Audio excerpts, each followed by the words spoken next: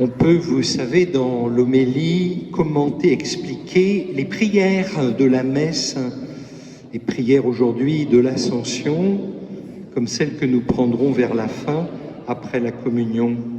Dieu, qui nous donne les biens du ciel, alors que nous sommes encore sur la terre, met en nos cœurs un grand désir de vivre avec le Christ, en qui notre nature humaine est déjà près de toi. Comme c'est sans doute un peu du chinois, je voudrais reprendre cette demande d'un grand désir de vivre avec le Christ, en qui notre nature humaine est déjà près de Dieu. En effet, la grande nouveauté de l'Ascension, c'est que le Christ Jésus, en montant au ciel, introduit notre humanité dans la gloire du ciel, ce qui n'était pas le cas jusqu'à présent. Notre humanité, c'est-à-dire notre nature humaine, ce qui nous fait spécifiquement hommes, humains. La prière eucharistique évoquera aussi ce jour de l'Ascension où Jésus, ayant pris notre nature avec sa faiblesse, l'a fait entrer dans la gloire. Et je voudrais vous inviter, avec affection, à ne pas vous effaroucher dès qu'on utilise un mot un peu technique comme celui de nature. Si je vous parle de yaourt nature, vous comprenez tout de suite de quoi il s'agit. Et si je vous appelle à respecter la nature, vous comprenez aussi très bien l'invitation écologique. Eh bien, je voudrais, avec le Seigneur, nous inviter à mieux respecter la nature humaine, à la contempler même telle qu'elle resplendit dans la personne de Jésus montant au ciel pour siéger à la droite du Père. Qu'est-ce que la nature humaine? Quelle est notre nature profonde? La sagesse des philosophes et l'intelligence des croyants, tels saint Thomas d'Aquin, allant à l'essentiel, distingue trois grosses tendances, trois immenses désirs dans l'être humain, notre nature. Trois. Le premier, que nous partageons avec tous les êtres de la nature, c'est l'inclination à conserver et à développer son existence. Qu'on pense par exemple à un végétal, à l'astuce qu'il déploie pour faire sa place au soleil, à enfoncer des racines pour trouver de l'humidité quelque part, à se développer aussi, quitte à étouffer les autres plantes alentour. Pour un animal, on parlera de l'instinct de conservation. Et le petit homme aussi a une telle peur dans sa faiblesse de mourir et une telle soif aussi de grandir. Le deuxième désir, le deuxième dynamisme, l'homme ne le partage plus qu'avec les êtres vivants. En effet, puisqu'il doit mourir avec tout cela, qu'au moins son espèce subsiste. Il s'agit bien sûr de l'instinct de reproduction et de l'instinct du soin qu'on apporte à sa progéniture.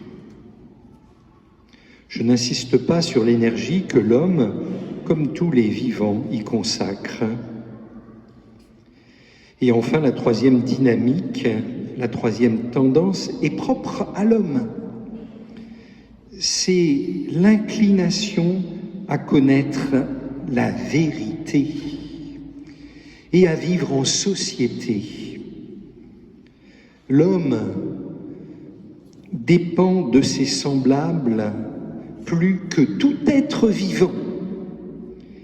Il doit tout apprendre des autres. En naissant, il ne sait rien et il a perdu l'instinct de le faire. Il a une telle soif de la vérité pour vivre s'il ne veut pas sombrer dans la folie. Et lui seul, enfin, a soif de Dieu. Attention donc qu'il n'y ait pas de malentendu. Je ne dis pas que l'homme doit vivre une vie instinctive.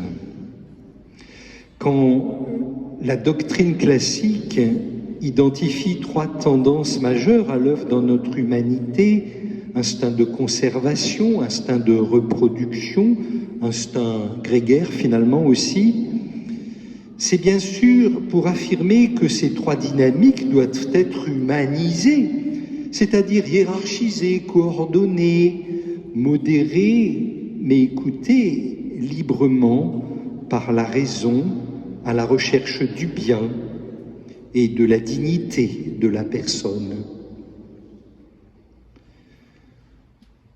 Cela paraît évident de respecter ces dynamiques, mais ce n'est jamais acquis. Pour preuve,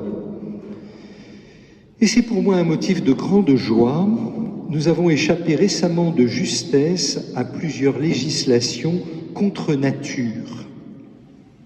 Le suicide assisté contre l'instinct de conservation, l'avortement jusqu'au terme de la grossesse contre l'instinct de protection de sa progéniture, ou bien l'expérimentation folle sur les embryons chimères homme-animal, quand même, c'est passé devant le Parlement. Et nous nous réjouissons d'échapper bientôt aux contraintes étouffant la vie sociale et culturelle, à la recherche du vrai, au nom, c'est vrai, de l'instinct de conservation. Oui, respectons la nature humaine. Le pape, dans son encyclique Laudato Si, parle une dizaine de fois d'écologie intégrale et aussi de vraie écologie humaine. Et de fait, la bonne nouvelle fantastique de ce jour de l'Ascension, c'est que pour libérer en nous les aspirations conformes à la nature profonde de notre humanité, nous ne sommes pas abandonnés à la seule lumière de notre pauvre intelligence. La lumière de la foi aussi braque ses projecteurs sur le Christ glorieux, faisant siéger notre nature humaine à la droite du Père. Dans l'éblouissement de l'Ascension, Jésus donne à voir la vie humaine exemplaire, pleinement conforme à la nature humaine. À la racine de l'instinct de conservation, nous nous découvrons un insatiable désir de vivre, vraiment, de vie éternelle, gagné glorieusement par la mort à soi-même. À la source de l'instinct de reproduction, nous nous découvrons un immense désir de communion des âmes à travers les corps, en participant aux amours du Seigneur pour sa reine, l'Église.